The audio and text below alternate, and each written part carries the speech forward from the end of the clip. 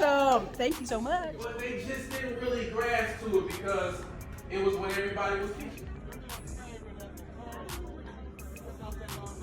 Let me see if I can just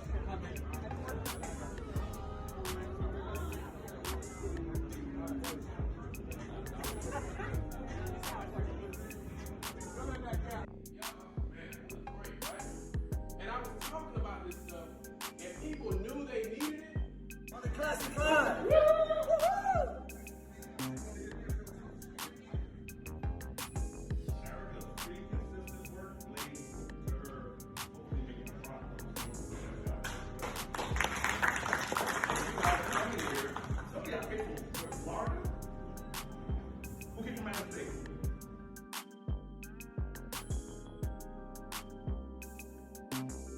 Vacations, man, vacations.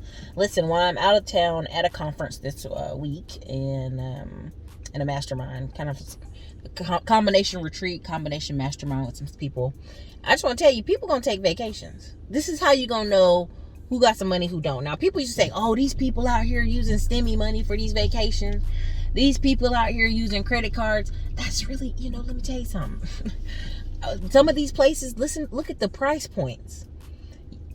Places at Yellowstone, places at some of these places, they got $600 a night hotels. The average person ain't got that many credit cards. I know y'all think they do, but they don't. A lot of people, like, it's my first time ever using points for some of this trip. And the lady was like, oh, thank you so much for using your points. We'd love to encourage all our, Blonde Boy members, blah, blah, blah. And I'm like, okay, thank you, no problem. But overall, like, I'm looking at the price points of where people ski, where people snowboard, all in the spring. I'm looking at places where people go on vacation, where the resorts are. Them prices ain't dropped. Now, prices that have dropped are like the kid resorts, the water parks for kids, anything that had like family oriented. I've seen those prices drop. But everybody else is keeping them prices high. And I'm telling you, why? Because even in a pandemic, people gonna make sure they got money for a vacation. These companies are doing retreats at discounts at some of these places, right? That's going to be the difference between, the have and the have-nots. Now, I'm going to tell you right now, there's one or two people who they went overseas and didn't post it on Instagram for days. Like, they were over there for 2, 3, 4 weeks and finally posted a little thing, and they were like, oh, no, this is how I live. I'm not vacationing, I'm living. Because the people there were like, hey, are you on vacation? He's like, no, I'm living. This is how I live. Okay, this is gonna be a way of life.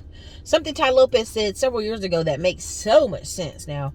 It's called the Tri-City CEO, right? And it's a method where basically, put a triangle on the screen. Peter, put a triangle on the screen. You can have a home in Austin, Texas, right? Then you got a vacation rental in Florida.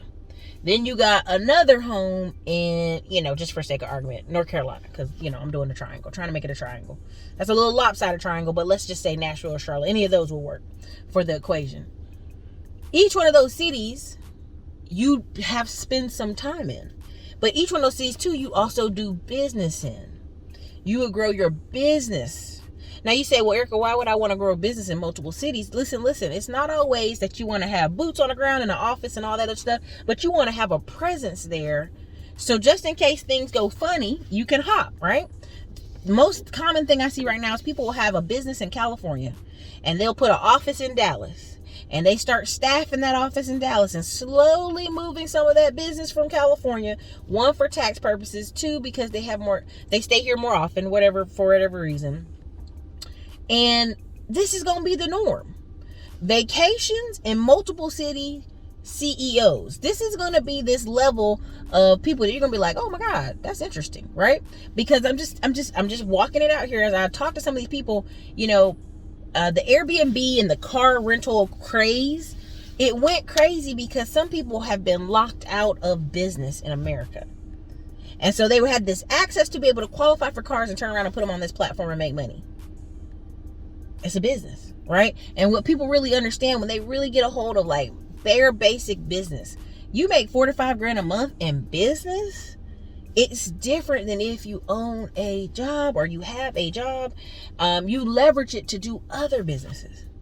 what you're going to see is a bunch of people doing credit repair all of a sudden. You're going to see a ton of credit repair folks. And they're going to take that money and just leverage it to do what?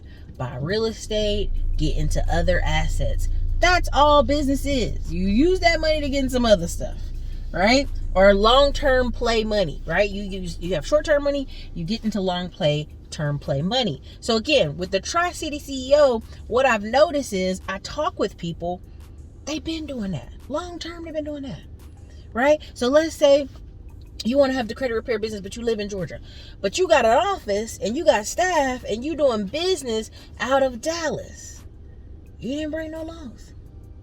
You got a part-time second home in Atlanta and another home somewhere else. But in each one of those cities, depending on how things roll, you can put people in an office there. You can put people in a WeWork there. You can put people on some part-time staff there. You can run ads in that local economy. Go to a few Chamber of Commerce events. The most popular thing is what we call the snowbird. Somebody lives in New York, but when it's wintertime, they in Florida, baby. They living their best life in Florida, right? Or people used to go from Chicago to Arizona in the winter to do get the snowbird, right? And that used to be the middle class.